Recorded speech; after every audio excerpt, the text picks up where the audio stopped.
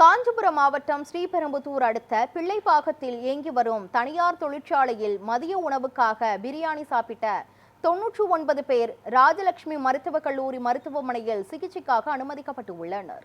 இதுகுறித்து மருத்துவமனையின் தலைமை மருத்துவரிடம் நமது செய்தியாளர் பாலசுப்ரமணி நடத்திய கலந்துரையாடலை தற்போது பார்க்கலாம்.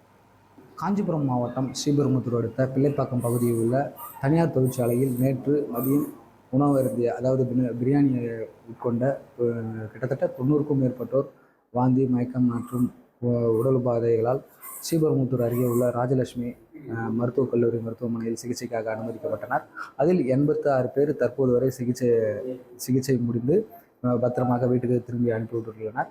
மேலும் 13 பேர் சிகிச்சை பெற்று வருகின்றனர். அதில் 2 பேர் மட்டுமே ஐசியூ வார்டில் அனுமதிக்கப்பட்டுள்ளனர். தற்போது நம்மிடையே ராஜலட்சுமி மருத்துவக் கல்லூரி மருத்துவரான மன்சூர் அவர் இருக்கிறார். அவரிடம் இது குறித்த கூடுதல் தகவலை தற்போது கேட்கலாம். 99 பேர் பாதிக்கப்பட்டிருந்தாங்க. இந்த 99 பேர் பாதிக்கப்பட்ட நேரத்தில் அவசரமாக இந்த பணிகளை எப்படி இந்த துரித முறையில் மேற்கொண்டீங்க? இந்த அனுபவங்களை கொஞ்சம் பகிர்ந்துங்க சார். ஸோ இது அரௌண்ட் ஒரு 2 மணிக்கு ஆரம்பிச்சுதுங்க சார். 2லேருந்து 2:40 பார்த்தீங்கன்னா கிட்டத்தட்ட ஒரு 100 பேர், கரெக்டாக சொன்னால் 99 பேர் வந்துட்டு எங்கள் ஹாஸ்பிட்டலில் ஒன்றாக வந்தாங்க. இவங்க எல்லாருக்கும் அவசர மருத்துவ உதவி தேவைப்பட்டது. ஸோ இந்த மாதிரி ஒரு சுச்சுவேஷனில் எங்கள் ப்ரையாரிட்டி என்ன இருக்குங்க அப்படின்னா, இந்த 100ல் மிகவும் மோசமான நிலைமையில் யார் இருக்காங்க அவங்களே கண்டுபிடிக்கணும். ஏன்னா இது ஒரு ரொட்டீன் ஹாஸ்பிட்டல் ஒரு ப்ரொசீஜர் கிடையாது. பொதுவாக ஒரு ஹாஸ்பிட்டலுக்கு வருவாங்க, அப்பாயின்மெண்ட் வாங்குவாங்க, டாக்டர் பார்ப்பாங்க. பட் ஒன்றாக 100 பேர் வரும்போது இதில் மிகவும் மோசமான நிலைமையில் யார் இருக்காங்கன்னு கண்டுபிடித்து அவங்களுக்கு ட்ரீட்மெண்ட் பண்ணணும்.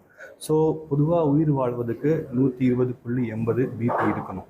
பட் எங்களுக்கு வரக்கூடிய சூழ்நிலை இருக்கக்கூடிய ஒரு பேஷண்ட்டுக்கு 0.0 வருது. ஸோ இந்த 100ல் அவங்க யாருன்னு கண்டுபிடித்து அவங்களுக்கு ட்ரீட்மெண்ட் பண்ணணும். ஸோ இந்த மாதிரி ஒரு சுச்சுவேஷனில் ஒரு 3 பேஷண்ட் இருந்தாங்க.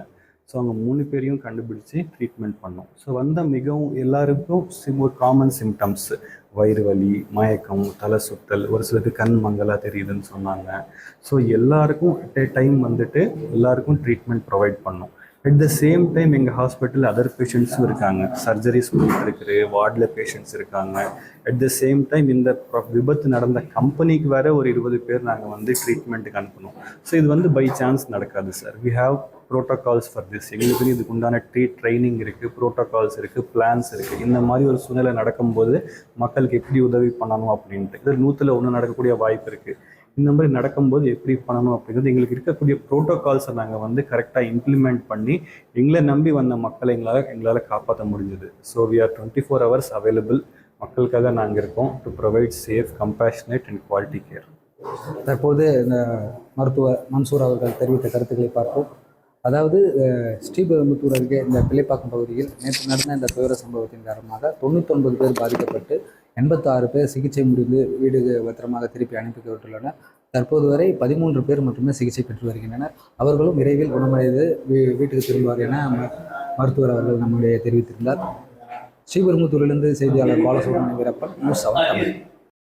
ராஜலட்சுமி மருத்துவமனை மருத்துவக் கல்லூரிக்கு ஃபோன் கால் வந்தது. இந்த தொழிற்சாலையிலேருந்து சாப்பிட்டவங்க உடனே வாந்தி மயக்கத்தில் இருக்கிறாங்க, எங்களுக்கு முதலுதவி வேணும்னு சொல்லிட்டு கேட்டாங்க. உடனே எங்களுடைய மருத்துவமனை நிர்வாகமும் எங்களுடைய மேனேஜ்மெண்ட்டும் ஒரு டிசாஸ்டர் மேனேஜ்மெண்ட் டீமை ஃபார்ம் பண்ணி உடனடியாக நீங்கள் அதில் எல்லா உதவிகளும் செய்யுங்க அப்படின்னாங்க.